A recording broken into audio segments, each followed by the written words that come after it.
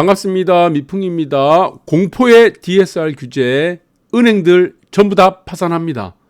이 내용을 대한민국 어떤 전문가도 어떤 유튜버도 정확하게 내용을 전달하지 않아서 제가 대한민국 최초로, 전 세계 최초로 지금 여러분들한테 정답지를 공개하도록 하겠습니다.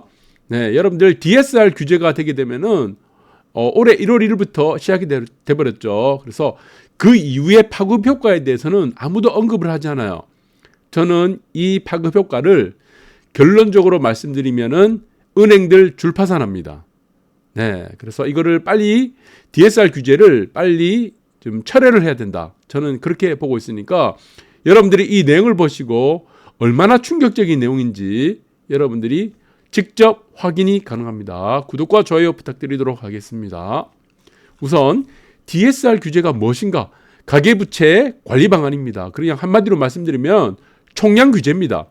대출을 퍼센티지 벗어나게 못하게 한다는 내용이죠. 그것이 2억 원을 초과할 경우 40% 대출을 총량을 규제를 한다는 내용이고, 이름은 뭡니까? 가계부채 관리 방안 해서 총부채 원리금 상환 비율이라고 해서 이렇게 DSR이라고 나오죠.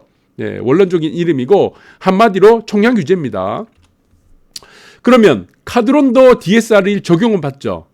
카드론 여러분들 한번 계산해 보세요.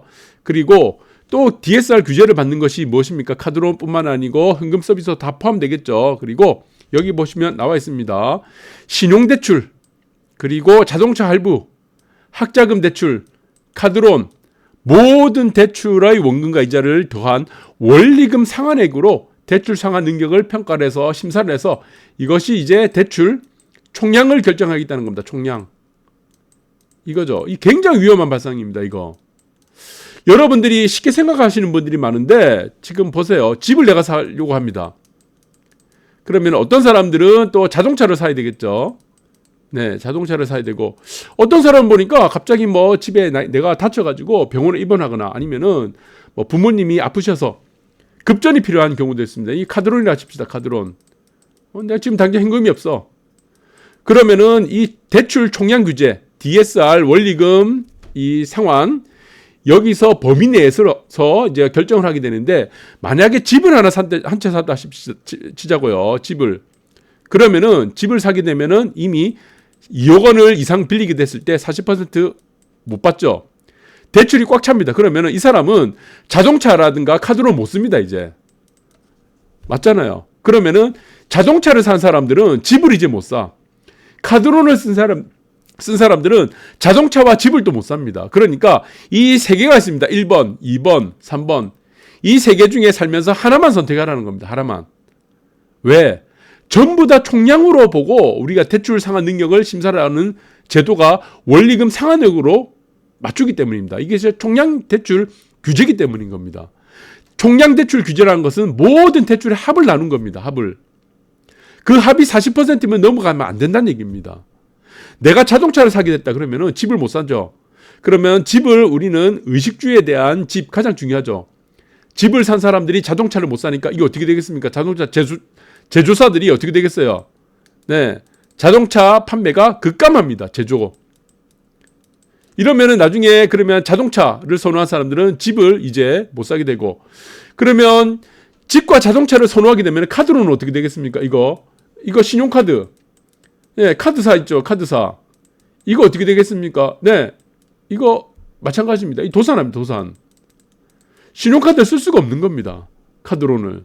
현금 서비스뿐만 아니고. 그래서 이게 굉장히 위험한 방식의 지금 규제다. DSR 규제. 그래서 대한민국은 시행을 하고 있지만 전 세계 어떤 나라도, 중국을 제외하고 어떤 나라도 의식주와 관련된 것들은 대출 총량 규제를 하지 않습니다. 더구나 지금 보시면은 총부채 원리금 상환 비율을 따지지 않아요. 의식주에 관해서는, 특히 집은. 이렇게 보시는 게 정확하다. 정확하게 지금 대출 규제 DSR 우리가 적용 40%를 적용한 것을 보니까 지금 효과는 마찬가지입니다. 언론에 나오는 효과는 이거죠. 실수요자들 주택 구매력이 대폭 감소하게 되겠죠. 그리고 양도세 비과세는 대폭적으로 축소됩니다. 양도세 비과세. 한시적으로 양도세 중과를 배제하겠다 이런 내용은 있지만 한시적이고 그게 나올지 안 나올지 모르겠어요. 그러나 DSR 규제가 지금 적용이 되고 나면은 양도세 비과세는 대폭적으로 축소될 수밖에 없다. 이렇게 보시면 되고 혜택은 있습니다. DSR 규제가 시행된 혜택은 지금 정비사업이라고 하는 정비 기반 시설을 하는 재건축이라든가 재개발 같은 경우, 특히 재개발 같은 경우는 양도세 비과세 요건이 있습니다. 그리고 우리가 다물권자 다주택자인 경우 조합원 자격을 가지고 있는 다물권자 다주택자인 경우는 지금 양도세 중과에 대해서 배제가 되고 그리고 양도세에 대해서 감면 혜택을 받습니다. 이 감면 혜택을 받고 비과세 혜택을 어떻게 하느냐? 정비업에 대해서는 정비 사업에 대해서는 범위를 확대해 주겠다는 겁니다. 이 범위를 어디까지 확대해 줍니까? 네, 소규모 재건축 마찬가지고 그 다음에 가로주택 등등 해서 이까지도 확대해 주겠다. 그래서 재개발이 좋은 부분이 이거죠. 네, 다물권 다주택자를 1주택자로 만들어주면서 양도세 감면, 양도세 중과가 다 빠져나갑니다. 그래서 요즘에는 다물권을 가진 사람들이 재개발에서는 물건을 개별 등기된 물건들을 팔지가 않죠. 그냥 내가 다물권인 다주택인 상태에서 조합원 자격을 얻게 되면은 나머지는 자동적으로 양도세 중과와 그리고 양도세 감면 조치를 받기 때문이다. 이렇게 보시면 될 것 같습니다. 그런데 여기서 문제가 된 게 있어요. 저는 과거 사례 중에 일본 사례가 가장 우리와 아주 비슷한 사례입니다. 지금 일본의 버블기가 만들어졌던 결정태가 무엇이냐? 저는 두 가지라 보고 있습니다. 첫 번째가 무엇입니까? 프라자 합의입니다. 프라자 합의. 여러분들 프라자 합의 잘 아실 겁니다. 이 프라자 합의에 의해서 엔화 절상이 돼버렸죠. 네, 엔화 가치가 절상이 돼버렸습니다. 그 다음에 두 번째가 무엇입니까? 왜 일본이 부동산이 이렇게 버블이 되고 나서 20년, 30년, 40년 동안 잃어버렸을까? 두 번째는 총량 규제를 하기 시작했다는 겁니다. 총량 규제. 대출에 대해서 총량 규제. 그래서 구체적으로는 부동산 융자 총량 규제를 하기 시작했다는 겁니다. 이때부터 일본은 잃어버린 30년, 40년이 돼버렸습니다. 그 효과가 어떻게 되는지 우리 구체적으로 한번 볼게요. 자, 여기서 보시면은 1990년도 있습니다. 4월이라고 써 있죠. 1990년도 4월. 네. 부동산 융자 총량 규제. 여기서 보시면은 그 날짜가 있습니다. 1990년 4월 달 이제 발표가 된 날짜에 지금 방송을 캡처한 겁니다. 부동산 대출 총량 규제 정책을 실시했는데, 이제 발표가 됐죠. 그러니까 이제 뭐 대장성 장관이 나와서 일본에 총량 규제가 일본 전체 경제에 다소 영향은 있을 수 있다고 생각하지만 큰 영향이 없다고 생각한 겁니다. 사실은 이 총량 규제 그리고 DSR 규제가 나오고 나서부터는 어떻게 됩니까? 은행들 다 줄도산하게 됩니다. 굉장히 심각해져요. 이게 악순환이 계속 반복됩니다. 악순환이. 자, 대출이 만약에 총량 규제가 하게 된다면 어떻게 되죠? DSR 규제, 의식주, 그렇죠? 총량 규제를 하게 되면 어떻게 되죠? 당장 먼저 시급한 게 뭡니까? 떨어지는 게 카드사 어떻게 되죠? 도산하죠.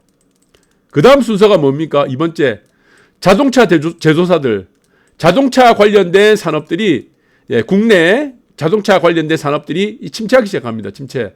뭐 수출 아니면 이게 답이 없어요. 그래서 자동차 제조사들은 뭐 도요타도 있고 일본 같은 경우는 닛산도 있고 혼다가 있었지만 수출로 먹고 살았지 국내는 판매가 그다지 좀 침체가 많이 됐었죠. 네, 그래서 국내 같은 경우는 이 부동산뿐만이 아니고 모든 것들을 규제를 두기 때문에 자동차는 침체가 예상되죠. 판매가 급감합니다. 이게 이제 왜 활부가 안 되니까 마찬가지죠. 이 세 번째 단계가 무엇입니까? 은행 줄도산합니다. 은행. 네, 은행이 줄도산하게 되겠죠.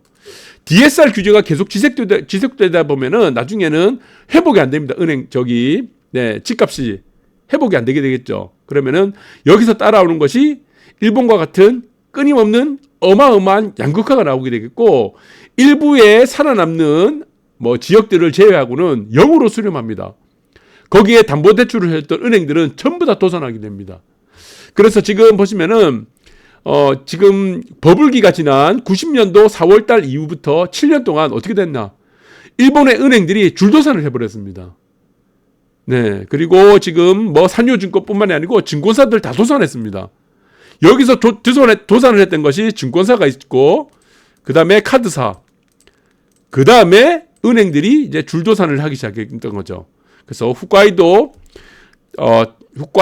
다쿠쇼쿠 은행도 이제 17일 날 뭐 도산했다 그러고 금융산업 자체가 이제 본격적으로 줄도산한다. 그래서 나와서 도시은행까지 파산의 회유리가 몰아치고 있다. 심각합니다. 이거 여러분들 이거 쉽게 생각하면 절대 안 돼요. 미국은 보시면은 집값이 올라갑니다. 지금처럼 화폐 가치가 폭락을 해서 집값이 올라가니까 어떻게 합니까? 11억 원까지 보증을 해준다고 해요. 대출 총량 규제를 안 합니다. 왜 미국은 대출 총량 규제를 안 합니까? 부동산에 대해서. 집값에 대해서는 안 합니다. 왜? 의식주잖아. 의식주를 어떻게 총량 규제를 합니까? DSR 규제를 어떻게 합니까? 정부에서 이거는 보증을 해준다 그래요. 그리고 뭐 샌프란시스코, 뉴욕 이런 도시 같은 경우는 LA 같은 경우 그 주요 도시 같은 경우는 17억 원까지 정부에서 보증을 해준다는 거죠. 보증. 이렇게 해줘야 된다는 거죠. 여기서 부동산 하나 잡겠다고 강남집 하나 잡겠다고 총량 규제를 하고 DSR 규제를 하게 되면은 결국에 어떻게 된다? 대한민국은 장기 침체로 갈 수밖에 없다. 그리고 대한민국에 있는 카드사, 은행, 국내 자동차 판매와 관계된 모든 사업장들은 다 줄도산합니다. 어마어마하게 무서운 겁니다. 여러분들 이거 절대 쉽게 봐서는 안 된다. 쉽게 봐서는 절대 안 되고 여러분들 심각하게 보셔야 됩니다. 감사합니다.